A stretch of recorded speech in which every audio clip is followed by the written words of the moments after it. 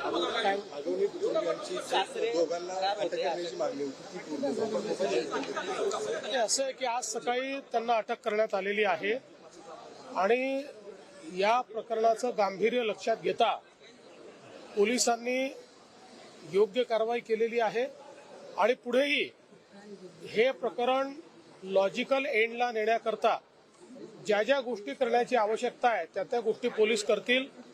अशा प्रकारे प्रताडित करून आत्महत्या करायला मजबूर करणं या गोष्टी सहन केल्या जाणार नाहीत।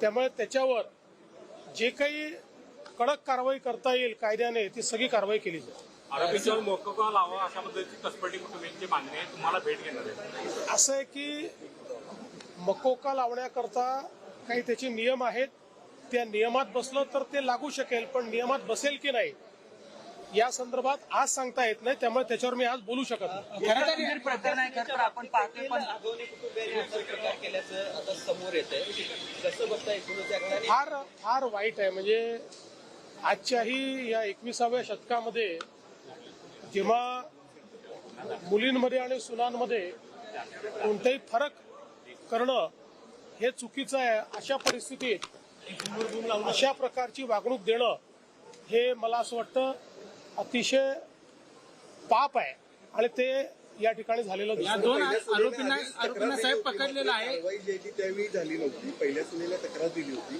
त्यावेळी कारवाई झाली त्याची आता माझ्याकडे माहिती नाही आणि कल्पनाही नाही। साहेब या सगळ्या अजितदादा भाषण करत असताना लोकांना सांगत होते मी त्या कार्यक्रमाला उपस्थित राहिलो, त्यात माझा काही दोष असं म्हणत असताना ते स्वतः हास्यविनोदामध्ये रंगले। सरकार म्हणून गंभीर आहेत पण अजितदादा त्यामध्ये गंभीर नाही असं दिसत आहे। नाही, अजितदादा गंभीर नाही असं नाही, त्यांचा सांगण्याचा उद्देश एवढाच होता की कुठल्याही कार्यकर्त्याकडे किंवा समाजात कोणाहीकडे लग्नाला बोलवलं तर आपण जातो, त्यावेळी आपल्याला ही कल्पना नसते की पुढे काय घडणार आहे, एवढंच सांगायचा प्रयत्न त्यांनी केला। खरं तर साहेब या दोन आरोपींना पकडलेलं आहे, मात्र हे दोन्ही आरोपी 7 दिवस तळेगाव परिसरात होते, ते बिर्याणी खात असलेले देखील व्हिडिओ समोर आलेले आहेत। पोलिसांचे फील्डवर समजायचं का? मला असं वाटतं की पोलिसांनी त्यांना पकडलेलं आहे, पोलिसांनी उचित कारवाई केलेली आहे, पुढेही पोलीस उचित कारवाईच करतील।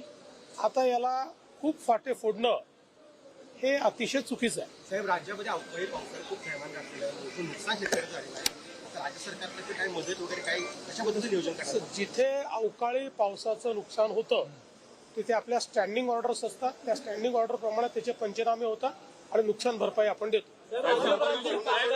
एक सेफ्टी किट दिलं जातं, मात्र त्यामध्ये आता दलालचा सुसवाट झाला आणि प्रत्येक कामगाराकडून 1500 रुपये वसूल करण्यात येतात। असं दळांचा सुसवाट झाला वगैरे म्हणणं चुकीचं आहे, पण कुठे घडलं असेल तर कारवाई करू।